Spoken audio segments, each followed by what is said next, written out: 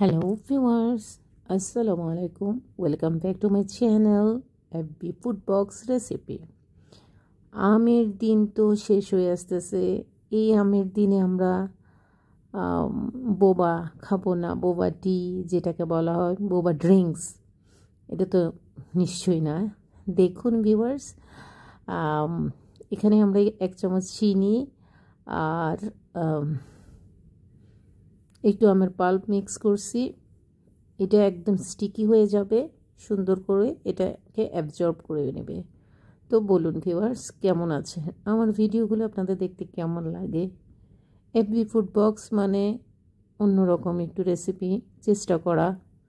আপনাদের ভালো লাগলে অবশ্যই একটি লাইক সাবস্ক্রাইব করতে ভুলবেন না। এই বোবা ড্রিঙ্কসটা না অনেক মজা। আপনি যে কোনো রেস্টুরেন্টে গেলে আপনাকে অনেক দাম দিয়ে নিতে হয়, কিন্তু আপনি বাসায় একদম অল্প টাকায় বানিয়ে নিতে পারেন জিনিসটা। ঠিক আছে ভিউয়ার্স, আসুন আমরা পুরো রেসিপিটিতে আসি। এটা আপনারা অবশ্যই বানিয়ে খেয়ে দেখবেন, ভালো লাগলে একটি লাইক সাবস্ক্রাইব করতে ভুলবেন না। ঠিক আছে, চলুন আমরা আমাদের রেসিপিতে যাই। দেখুন, আমার না বোবা ড্রিঙ্কসের সবচেয়ে যে জিনিসটা, এটা যখন এভাবে ঘুরে আমার এত ভালো লাগে, ব্যাপারটা অনেক সুন্দর লাগে। আচ্ছা, আমরা এখানে সাবুদানা নিব। এটা বানানো হয় সাবুদানা দিয়ে। সাবুদানাকে গুঁড়া করেও বানানো যায় অথবা ভিজিয়ে বানানো যায়। ভিজলে তো সাবুদানাটা মিহি হয়ে যায়। তো আমরা এখানে আধা কাপ পরিমাণে সাবুদানা নেব। আমার কাপটা ছোট, তাই আপনার কাছে মনে হবে পুরো 1 কাপ না, আধা কাপ পরিমাণে সাবুদানা নেব। সাবুদানা নিয়ে এটাকে ভালো করে ধুয়ে নিব। এরপর একটা স্ট্রেনারে ছেঁকে নিব। ছেঁকে এমনভাবে একটু ছড়িয়ে দিব, আমরা সাবুদানাটাকে চারপাশ দিয়ে একটু ছড়িয়ে দিব, যাতে করে এটা ভালো করে পানিটা ছেঁকে যায়। হ্যাঁ, দেখুন আমি দেখিয়ে দিচ্ছি, এভাবে ছড়িয়ে রাখবেন, তাহলে পানিটা সুন্দর করে ছেঁকে যাবে। এরপর আমরা 5 মিনিট পর ওটাকে, পানিটা যখন ছেঁকে যাবে, এরপর আমরা এটাকে একটা বলে নিয়ে ফেলব। বলে নিয়ে একটু চিনি আর একটু এই যে আমের পাল্প, আমি আমের পাল্পটা আগে করে রেখেছি, এটা মিক্স করে 15 থেকে 20 মিনিট আমরা ওয়েট করব। দেখবেন এগুলি সবগুলি মিশে যাওয়ার পর সাবুদানাটা একদম সফট নরম হয়ে গেছে। হ্যাঁ, এই খাবারটা না খেতে অনেক মজা। আচ্ছা, সবাই অনেক পছন্দ করে। আমি অনেকগুলো বানিয়ে ফ্রিজে রেখে দিয়েছি। আমি আপনাদের দেখিয়ে দিব এটা কিভাবে ফ্রিজিং করে, ওটাও আমি আপনাদেরকে দেখিয়ে দিব। 1 চামচ চিনি দিবেন, নতুবা সাবুদানাটা একটু টেস্টলেস লাগে, এই জন্য একটু মুখে একটু মিঠে হলে ভালো লাগে। 1 চামচ চিনিও দিবেন। দিবার পর 15 থেকে 20 মিনিট পর এটাকে আমরা ব্লান্ডার করে নিব।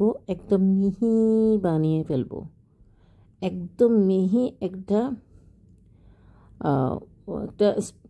মিহি একটা কাই টাইপের বানিয়ে নিব, আটার মতন।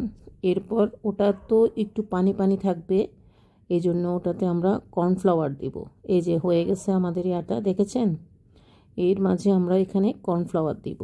কর্নফ্লাওয়ারটা যতক্ষণ না আপনার স্টিকি ভাবটা না যাবে, ততক্ষণ আপনি কর্নফ্লাওয়ারটা ইউজ করবেন।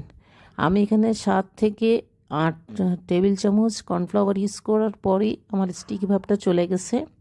ব্যাস, স্টিকি ভাবটা না যাওয়া পর্যন্ত ভিউয়ার্স আপনারা অবশ্যই কর্নফ্লাওয়ারটা ইউজ করবেন। আমি দেখছেন আমার স্টিকি ভাব রয়ে গেছে। এরপর আমি আবার 1.5 টেবিল চামচ কর্নফ্লাওয়ার দিছি। টোটাল আমার কর্নফ্লাওয়ার হচ্ছে যে ধরেন 7 থেকে 8 টেবিল স্পুন, 7 টেবিল স্পুনই লাগছে। তো দেখুন এখন একদম পারফেক্ট খামিটা চলে আসছে। এখন আমরা এটাকে ছোট করে, সুন্দর করে ছোট করে বল বানিয়ে নিব।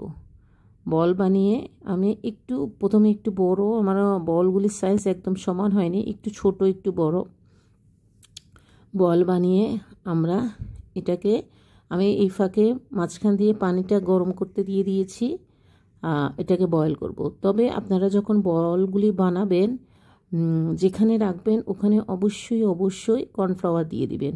কর্নফ্লাওয়ারের উপরে এটাকে বিছিয়ে দিবেন, নতুবা একটার সাথে একটা লেগে যাবে। স্টিকি তো তাই লেগে যাবে। তো দেখুন আমি সবগুলি বানিয়ে ফেলছি। এখন আপনি এটাকে কিভাবে স্টোর করবেন, যখন এগুলি সবগুলি বলের হাতে লেগে যাবে তখন আপনারা এটা স্টোর করে ফেলবেন, ঠিক আছে? একটা বাটিতে রেখে দিবেন। এখন আমাদের ইয়াগুলো সিদ্ধ হয়ে গেছে, পানিটা বয়েল হয়ে গেছে, আমরা এখানে সিদ্ধ করে নিব। এটা দেখেন নিচে লেগে আছে, যখন এটা পানির উপরে উঠে আসবে তখনই মনে করলেন যে এই বলগুলো সিদ্ধ হয়ে গেছে, ঠিক আছে? এটা এখনও সিদ্ধ হতে সময় লাগে, এটা যেহেতু সাবুদানা সিদ্ধ হতে একটু সময় লাগে। এই ফাঁকে আমরা জুসটা বানিয়ে নিই, যে ম্যাঙ্গো বোবাটির যে জুসটা বানাতে হয়। আমরা এখানে লিকুইড দুধ দিছি, দুধ পাউডার দিছি, কনডেন্স মিল্ক দিছি। এখানে না কনডেন্স মিল্কটা দিলে অনেক মজা হয়। আমি ফার্স্ট কনডেন্স মিল্ক দিয়ে বানিয়েছি, আমার কাছে এত মজা লেগেছে, এত মজা, অনেক মজা হয়। আমের পাল্প দিবেন,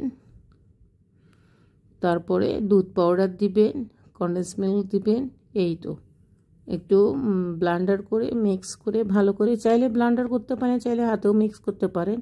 আচ্ছা, আইসক্রিম দিতে কিন্তু ভুলবেন না, আইসক্রিমটা অবশ্যই ইউজ করবেন, ঠিক আছে? এটাকে ব্লান্ডার করে নিয়ে ব্যাস হয়ে গেছে। দেখুন এগুলি কি সুন্দর হয়ে গেছে, আমাদের বলগুলি একদম পারফেক্ট সিদ্ধ হয়েছে, দেখছেন উপরে উঠে আসছে। এখন আমাদের বলগুলি সিদ্ধ হয়ে গেছে। এখন আমরা এটাকে স্ট্রেনারে তুলে নিব, তুলে নিয়ে ওটাকে আমি ফার্স্টে যেভাবে দেখিয়ে দিছি ওভাবে চিনি আমের পাল্প দিয়ে মিক্স করে খেয়ে নেবেন। ওয়াও, মজাদার ম্যাঙ্গো আমের বোবা ড্রিঙ্কস। ভিডিওটি কেমন লাগলেও অবশ্যই জানাবেন, ভালো লাগলে অবশ্যই একটি লাইক সাবস্ক্রাইব করতে ভুলবেন না। অসংখ্য ধন্যবাদ।